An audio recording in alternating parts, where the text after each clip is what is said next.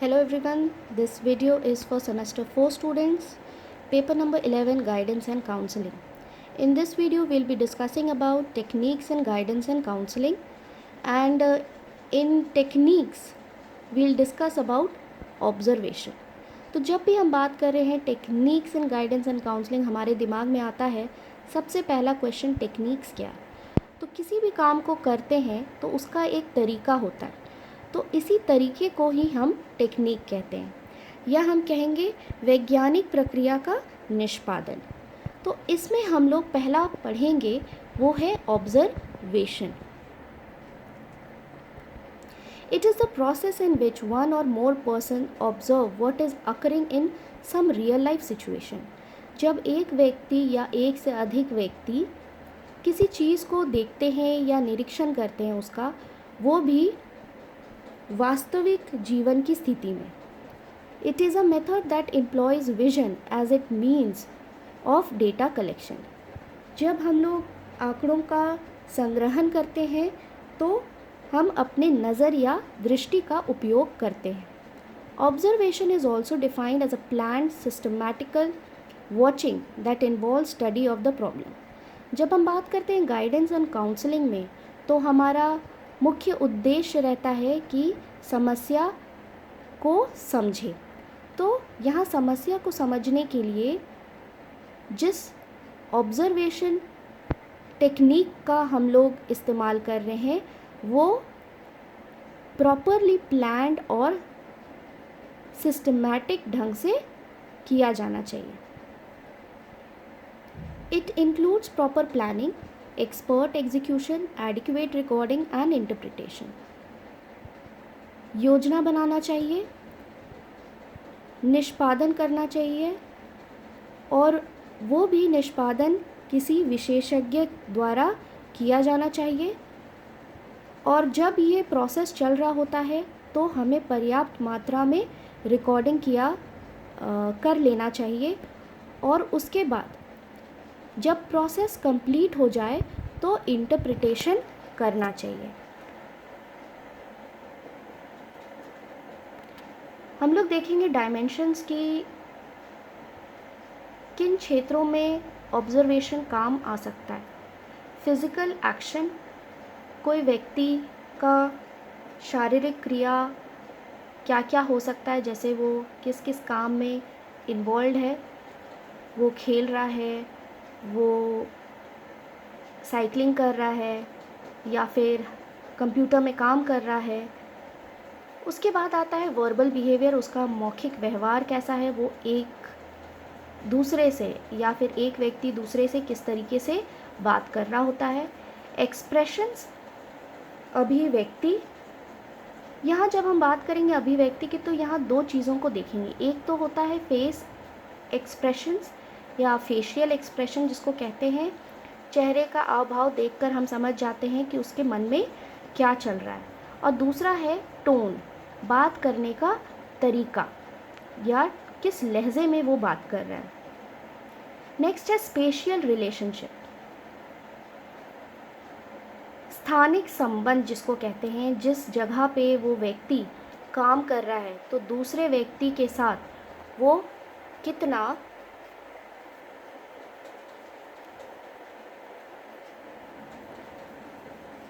दूरी बनाकर काम कर रहा है। नेक्स्ट है टेम्पोरल पैटर्न। टेम्पोरल पैटर्न में हम लोग देखेंगे कि वो किसी भी काम को कर रहा है तो वो कितना टाइम उसमें स्पेंड कर रहा है। अगर टीवी देख रहा है तो कितने समय के लिए टीवी देख रहा है, या फ़ोन में बात कर रहा है तो कितने समय के लिए फ़ोन में बात कर रहा है। इसके बाद आता है वर्बल रिकॉर्ड्स। वर्बल रिकॉर्ड्स में हो सकता है कि वो कुछ शब्दों का बार बार प्रयोग करता है, ज़ोर से बोलता है। तो ये सारी चीज़ों को हम लोग ऑब्जर्वेशन मेथड में देखते हैं। हम लोग बात करेंगे टाइप्स ऑफ ऑब्जर्वेशन का। पहला है पार्टिसिपेंट और नॉन पार्टिसिपेंट। जो नाम से ही समझ आ रहा है कि अगर जिस चीज़ को हम लोग ऑब्ज़र्व करना चाह रहे हैं उसका हम लोग सहभागी बने या ना बने। सहभागी बन करके हम ऑब्ज़र्व करेंगे या तो हम दूर रहकर ही ऑब्ज़र्व करेंगे। दूसरा है सिस्टमैटिक और अनसिस्टमैटिक। हम लोग व्यवस्थित ढंग से स्टेप बाय स्टेप ऑब्जर्वेशन करेंगे या ही अनसिस्टमैटिक ढंग से हम लोग अव्यवस्थित ढंग से करेंगे। तीसरा है नेचुरल और लेबोरेटरी।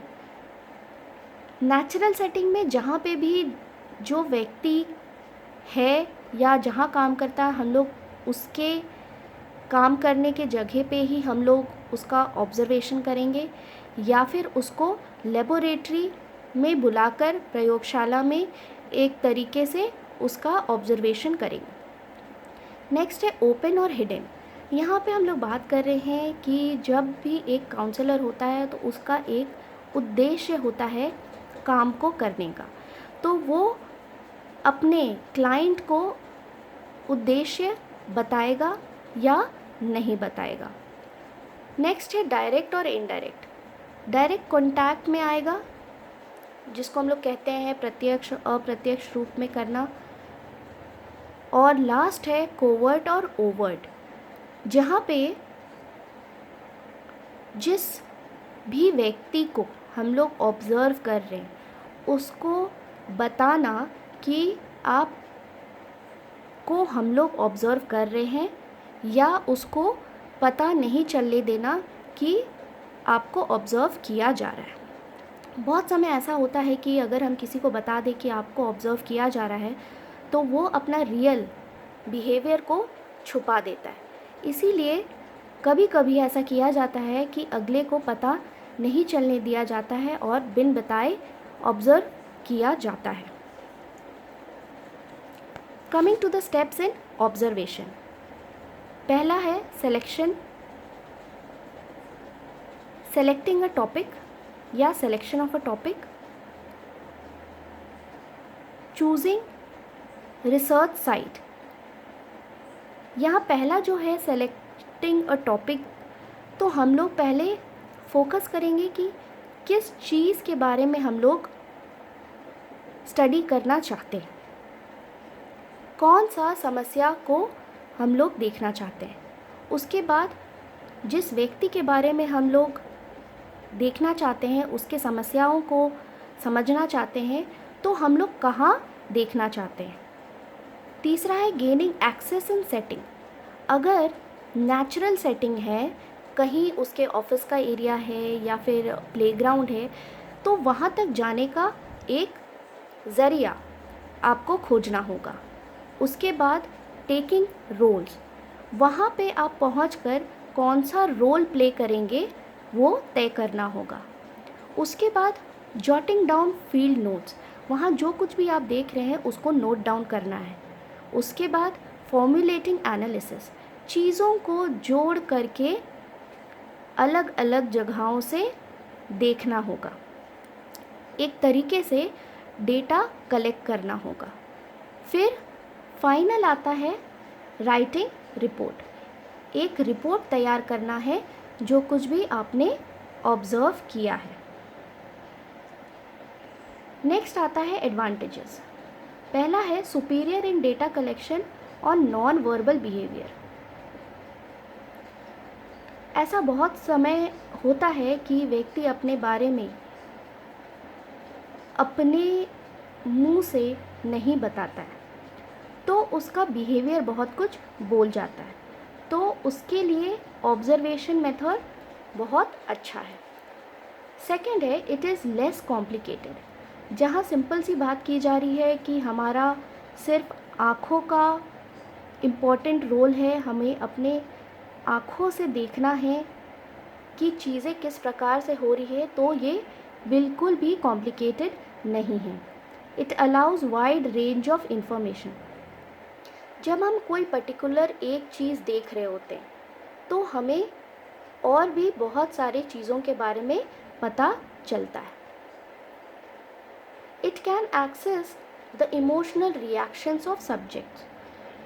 जब कोई व्यक्ति एक पर्टिकुलर सिचुएशन में होता है तो वो जिस तरीके से रिएक्ट करता है तो उसका इमोशनल रिएक्शंस हम लोग ऑब्ज़र्व कर सकते हैं. It approaches reality in its natural setting.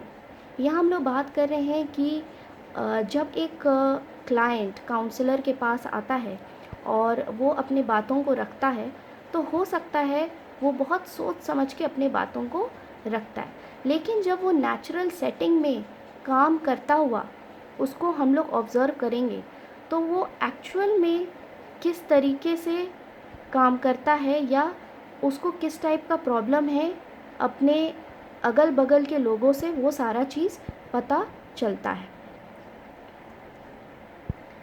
Next is disadvantages. It cannot offer quantitative generalization. तो जैसा हम लोग बात करें कि ऑब्जर्वेशन टेक्निक में हम लोग अपना नज़र या दृष्टि को काम में लगाते हैं और सारा चीज़ देख कर के एक रिपोर्ट तैयार करते हैं, तो इसको आंकड़ों में कन्वर्ट करना बहुत मुश्किल है. Next, time consuming process.